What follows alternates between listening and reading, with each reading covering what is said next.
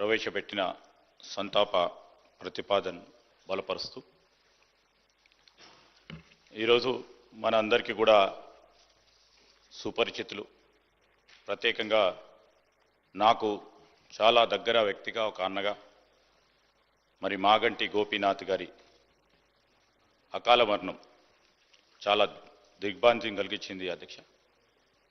ఈరోజు వారు జూబ్లీహిల్స్ నియోజకవర్గానికి ప్రాతినిధ్యం వహించి మన అందరి సహచర ఎమ్మెల్యేగా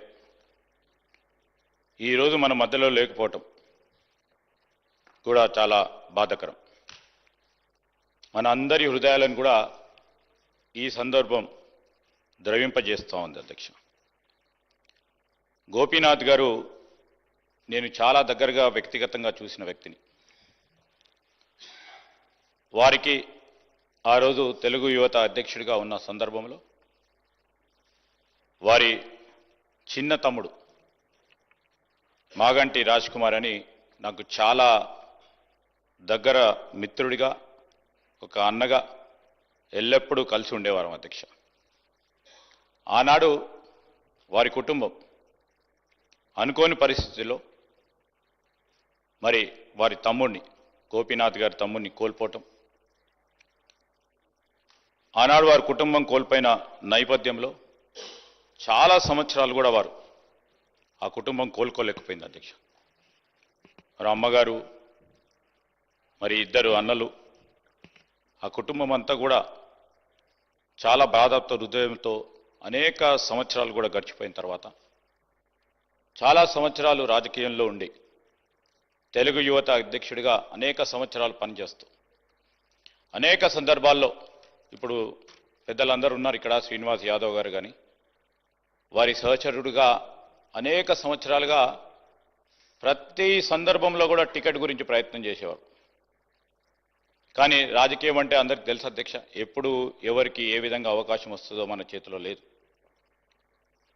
చాలా సంవత్సరాల తర్వాత వారికి అవకాశం వచ్చినప్పుడు జూబ్లీహిల్స్ సంబంధించి శాసనసభ్యుడిగా నిలబడటానికి అవకాశం వచ్చినప్పుడు వారు మాతో సంప్రదించినప్పుడు మేము ఒకటే చెప్పాం, కష్టంగా ఉన్న ఇష్టంగా ఉన్న అవకాశం వచ్చినప్పుడు తప్పకుండా మీరు నిలబడి ముందుకు నడవాలంటే ఆ సందర్భాన్ని పురస్కరించుకొని వారు ప్రజాప్రతినిధిగా వారి రాజకీయ జీవితాన్ని ఆరంగేట్రం చేయటం జరిగింది అధ్యక్ష. ఒక ప్రజాప్రతినిధి మాత్రమే కాదు, వారు ప్రజల మనసులో నిలిచిపోయే విధంగా సేవ చేస్తూ ఒక మానవతావాదిగా నిలిచిన వ్యక్తి, ఒక మృదు స్వభావి. ఆయన వ్యక్తిత్వంలో ప్రతి సందర్భంలో కూడా నిజాయితీ, అందరితో కూడా కలిసిమెలిసి మెలిగే గుణం ప్రధానంగా కనిపించేవి అధ్యక్ష. జూబ్లీహిల్స్ అంటే మొత్తం రాష్ట్రంలోనే ఒక చాలా ఇంపార్టెంట్ నియోజకవర్గం. ఆ ప్రాంతంలో సేవలు చేస్తూ ఇంకా ఏదో చేయాలనే ఒక తలంపుతో ముందుకు నడిచిన వ్యక్తి. అభివృద్ధి పనులు కానీ, పేద ప్రజలకు సంబంధించి వారి అండగా నిలబడటానికి, అనునిత్యం వారి సమస్యలను పరిష్కారం చేయడానికి మరి స్వర్గీయులైన గోపీనాథ్ గారు కృషి చేయటం జరిగింది. సభలో వారి లేని లోటును స్పష్టంగా మనం చూస్తూ ఉన్నాం. మరి ఈరోజు జూన్ 2, 1963 హైదరాబాద్లో హైదర్గూడలో కృష్ణమూర్తి మరియు మహానంద కుమారి దంపతులకు జన్మించిన గోపీనాథ్ గారు మరి 4 దశాబ్దాల పైచిలకు ప్రజాసేవలో, పార్టీలలో చురుగ్గా పనిచేసి పాల్గొన్నారు అధ్యక్ష.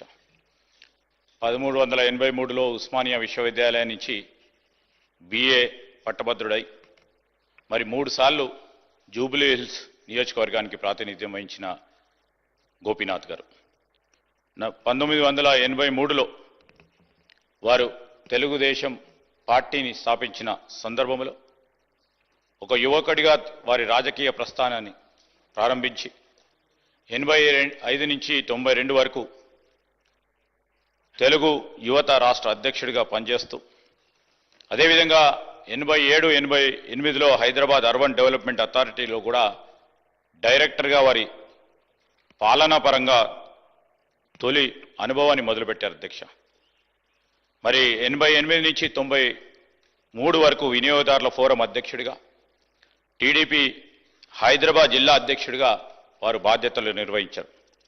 2014లో మరి జూబ్లీహిల్స్లో వారికి అవకాశం రావటం, 3 మార్లు గెలవటం, మరి ఈరోజు మేమందరం కూడా మన అందరికి కూడా కటింగ్ అక్రాస్ పార్టీస్ అధ్యక్ష గోపీనాథ్ గారి గురించి అందరూ కూడా వారి ఒక సహచరుని సమాజంలో ఒక నిజమైన ప్రజానాయకుని కోల్పోయిన అనే అంశాన్ని సభ దృష్టికి తీసుకొస్తూ ఈరోజు మరి గోపీనాథ్ గారి కుటుంబ సభ్యులకి,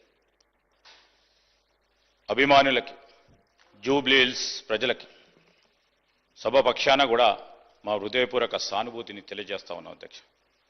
ఆయన ఆత్మకు శాంతి చేకూరాలని, ఆయన చూపిన మార్గం, ఆయన నడిచిన మార్గం, మంచి పనులు చేసిన మార్గం మనకు అందరికీ కూడా ప్రేరణగా నిలవాలని మనసారా కోలుకుంటూ వారి కుటుంబ సభ్యులందరికీ కూడా మరి ప్రగాఢ సానుభూతిని తెలియజేస్తూ సెలవు తీసుకుంటున్నాను అధ్యక్ష. I request Shri KT Rama Rao గారు. స్పీకర్ సార్, ఈ సభలో సోదరుడు మా సహచరుడు మా హైదరాబాద్ నగర పార్టీ అధ్యక్షులు గోపీనాథ్ గారికి సంతాప తీర్మానం ప్రవేశపెట్టాల్సి వస్తుందని చెప్పి మేము కలలో కూడా అనుకోలేదు. ఎందుకంటే వారు